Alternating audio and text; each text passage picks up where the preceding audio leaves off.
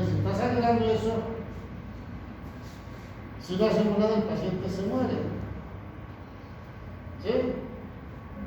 Fíjense ustedes cómo tenemos que actuar totalmente diferente en un TEC leve, en un TEC moderado y en un TEC severo o TEC grave.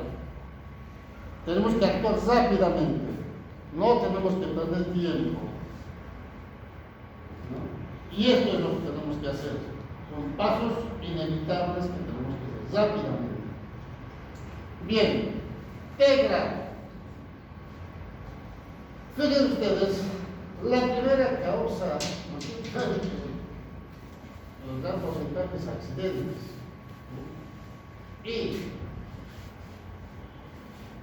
cuando hablamos de accidentes, el gran porcentaje de los pacientes que tienen este tipo de cosas, ¿no es cierto?, llegan a fallecer y son pacientes jóvenes. ¿Por qué?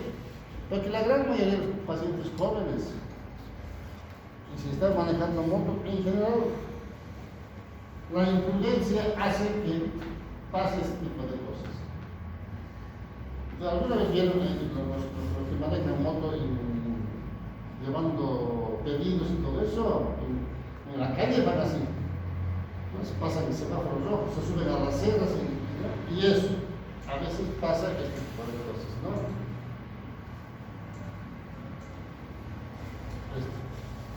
Pues fíjense ustedes, 70% de accidentes en viernes. Es alto, altísimo. Después venían los accidentes laborales, porque caen de la altura, los accidentes deportivos, que son de contacto, accidentes domésticos, que es menos riesgoso, ¿no? Y para evitar la mortalidad de los pacientes, en general, es tener una asistencia, ¿no es cierto?, prehospitalaria bastante bien organizada, ¿no es cierto? ¿Eso qué significa? Que una vez que tiene el accidente, el paciente, los paramédicos tienen que llegar lo más pronto posible. Algunos dicen en menos de media hora, algunos de una hora. ¿No es cierto? ¿Por qué? Porque hablan de la famosa hora de oro, los emergentólogos, que es ese tiempo de límite para actuar y rescatar al paciente. Porque si después de eso, digamos más tarde, el paciente se complica, hagamos lo que hagamos, el paciente se complica. Entonces tenemos que ver, ¿no es cierto?, que nuestro sistema de atención, ¿no es cierto?, esté bastante bien organizado y la atención empieza ahí, el paramédico. Tubo de oxígeno, vía periférica, tubo de traqueal y llevarlo rápidamente al hospital más cercano, ¿no es cierto?, para que sea atendido y después, una vez que sea atendido, operado, por eso se tiene que rehabilitar y tratar de reinsertarlo a la sociedad o a su trabajo de antes, ¿no es cierto? Entonces, es importante tomar en cuenta este tipo de cosas y pensar que TEC grave tiene pocos minutos para que nosotros podamos hacer algo. Y para eso hablamos de esto, lesiones primarias en el cerebro. Es lo que es fracturas de cráneo, contusiones, ¿no es cierto?, laceraciones, hematomas intracerebrales y lesión axonal difusa. Todo esto son lesiones primarias, o sea, lesiones directas después del trauma del cráneo. Un paciente tuvo un trauma de cráneo y podemos ver alguna de estas cosas o todas.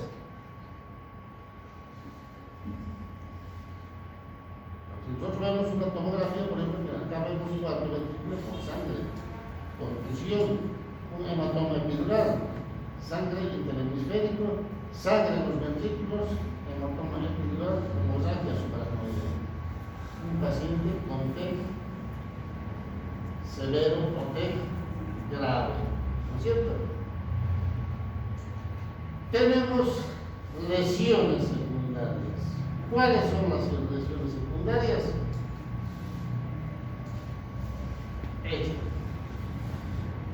Hablemos primero de origen sistémico. hipotensión arterial. Eso es lo que debemos evitar, la hipotensión. ¿Por qué? La hipotensión hace que tenga menos flujo sanguíneo cerebral al cerebro, y si tiene menos flujo sanguíneo cerebral, el paciente se muere.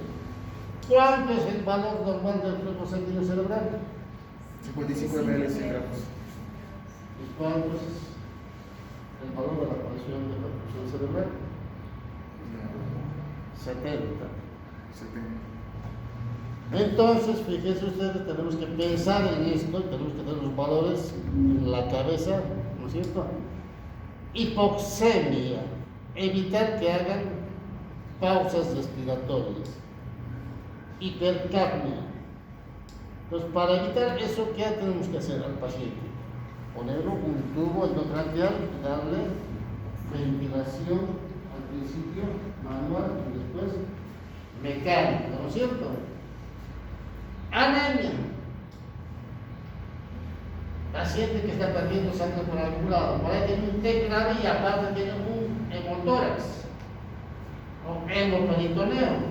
Entonces, ¿qué es lo que tenemos que hacer? Abrir el tórax o abrir el abdomen, cerrar lo que está sangrando y expandirlo para evitar que lesiones secundarias en el cerebro. ¿Sí? Hiponatremias. Eso que es un control riguroso de los electrolitos, sodio, potasio y calcio, fundamentalmente. Hiper o hipoglucemia. Los pacientes que con TEC grave a veces no regulan bien el tema de la glucemia. Por eso es que en la terapia todos los días se saca sangre, ¿no es cierto? Todos los días sangre arterial para ver los gases en sangre, todos los días sangre para ver los electrolitos, sodio, potasio, calcio, glicemia, ¿no es cierto? Acidosis, hay que evitar esto, y obviamente esto, evitar que tenga un síndrome de respuesta inflamatoria sistémica.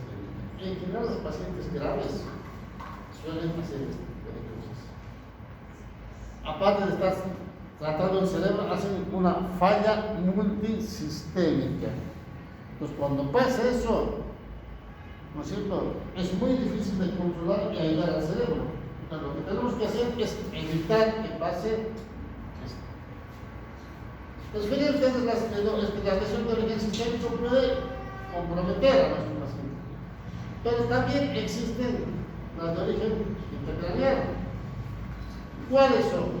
Aumento de la presión, que va a aumentar la presión intracraneana por encima de 15, ¿no es cierto? Tenemos esto que va a provocar el vasoespasmo. Las hemorragias coronarias provocan vasoespasmo.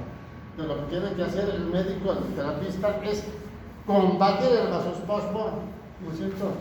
Para que tenga un buen flujo sanguíneo cerebral. Si tiene bastantes contusiones, seguramente va a tener convulsiones por excitación cortical, entonces hay que darle anticonvulsivantes. Tratamiento antiedema para evitar que no tenga mucho edema y lo comprometa ¿no es cierto?, al resto del cerebro sano. Hiperemia, ¿no? Hematomas cerebrales tardíos. Muchas veces al tercer cuarto día aparecen hematomas cerebrales, aparecen hematomas epidurales o subdurales. ¿Por qué? Porque a veces no se dieron cuenta o no se pudo controlar el tema de la cascada de coagulación. ¿No es cierto? Disección carotidia. Esto ya hablamos, ¿no es cierto? Disección carotidia, decimos que todos los pacientes con accidente de moto, fundamentalmente o traumas aquimedular o accidentes severos, pueden tener una disección carotidia, y para eso, ¿qué es lo que hacemos? Se hace cualquier terapia, un Doppler, o cuando está el paciente despierto, se puede auscultar para ver si no tiene un soplo, ¿no es cierto? Soplo. Entonces, fíjense ustedes que tenemos que buscar eso. Si tiene, va a complicar alteración de la autorregulación cerebral. Así como empieza a fallar acá, empieza a fallar la autorregulación cerebral. Pero también existe lo que llaman algunos autores las lesiones terciarias. En general, las lesiones terciarias están dentro de las lesiones secundarias. Yo se los menciono para que sepan por qué. Porque consideran una liberación excesiva de los aminoácidos excitatorios 2 aminoácidos inflamatorios, si quieren, que van a comprometer al cerebro. Pérdida de la integridad de la membrana celular. Cuando existe eso, hay una alteración de la bomba sodio y potasio. Sale el potasio al espacio extracelular, ingresa el calcio al cerebro. Entonces hay una alteración total porque se rompe la integridad de la membrana celular. Va a haber acúmulo de calcio intracelular, es lo que les decía, ¿no es cierto? Y obviamente va a haber una alteración en el moléculas de glucosa y los ácidos grasos. Pero todo esto está dentro de lo que es los factores de lesiones secundarias intracelulares. Pero algunos lo mencionan separado y por eso se los menciono un poco para que puedan entender. Bien. ¿Cuándo hacemos el control de PIC? Todo paciente que tiene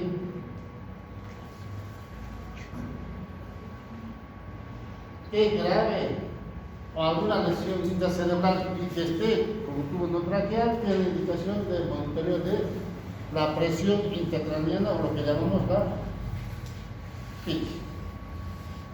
¿Y cuál es el valor normal de la PIC? Hasta 15 como límite. Lo normal es 10, pero como límite 15. ¿Y qué es lo que nos hace? Este es un captor de PIC de titanio, hay de fibras de vidrio que se camino, mata camino, este se corman. ¿Y qué es lo que hacemos? Colocar esta fibra dentro del parénquima cerebral. ¿Para qué? Para que nos haga un registro extra de esta curva. P1, P2, P3, siempre ese signo, ¿no? Mientras exista esa curva, nosotros vamos a tener un valor más o menos aceptable de la presión intracraniana. Pero si hay alguna alteración, ¿no es cierto?, aumento de esto se va a hacer mucho más plano, más chata y a veces desaparece. Entonces, si un paciente ingresa a la terapia y vemos que hay una disminución progresiva del Glasgow, el paciente tiene indicación de tubo endotraqueal. Y si ponemos tubo endotraqueal, inmediatamente tendremos que hacer un monitoreo de la presión intracraniana. Y si nosotros operamos a un paciente, ¿no es cierto?, tiene que necesariamente tener un monitoreo de la presión intracraniana. ¿Para qué? Para mejorar, manejar mejor la presión de perfusión cerebral y el flujo sanguíneo cerebral en el cerebro. Y obviamente, si nosotros nos acordamos de las escalas de Glasgow, cuando digo las escalas que aprendimos, la escala de Marshall, fundamentalmente, tenemos acá todo paciente que tiene un Marshall o LED 3, LED 4, tiene monitoreo, indicación de monitoreo de PIC. Y obviamente lesiones extracraniales que requieren relajación y sedación, por decirnos, si tienen una lesión importante en el pulmón y no puede ventilar porque no puede mandar el oxígeno al cerebro y necesita tubo endotraqueal, también recomiendan poner estas para mejorar, ¿no es cierto? ¿Por qué? Porque sabemos que el pulmón no va a mandar oxígeno al cerebro. Entonces, todo eso, ¿no es cierto?, todas estas son las indicaciones de monitoreo de PIC. ¿Sí? O sea, son algunas, no son todas. Hay muchas, pero estas son las que más, digamos, podemos encontrar. Entonces, fíjense ustedes que todo lo que estamos viendo, aprendiendo, siempre se va sumando a lo que vamos a hacer más adelante. ¿Sí? Bien. ¿Alguna pregunta, jóvenes? ¿Alguna duda?